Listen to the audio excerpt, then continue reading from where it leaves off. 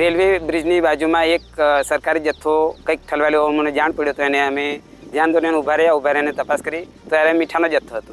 જે મીઠું અત્યારે સુગર, ચરબી, પ્રોટીન, આયોડિન અને લોહ તત્વ જેવા પૂરેપૂરા શરીરને પ્રોત્સાહિત કરે અને કોઈ પણ શરીરમાં ઉણપ ના આવે બાળકોને એ માટેના પ્રોટીનયુક્ત મીઠું આપવામાં આવે છે. જે પુરવઠા શાખાએ આપેલું થયેલું મીઠું વિતરણ થયેલ નથી, જેની ગંભીરતાપૂર્વક દરેક પુરવઠા વિભાગે નોંધ લે અને નોંધ લઈને આ મીઠું સહી સલામત બાળકોને પહોંચે એવી જોગવાઈ કરે એવી મારી વિનંતી છે.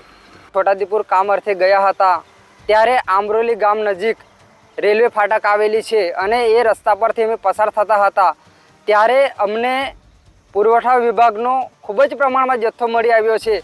જે આ ફોર્ટિફાઈડ મીઠું છે એને તમે જોઈ શકો છો.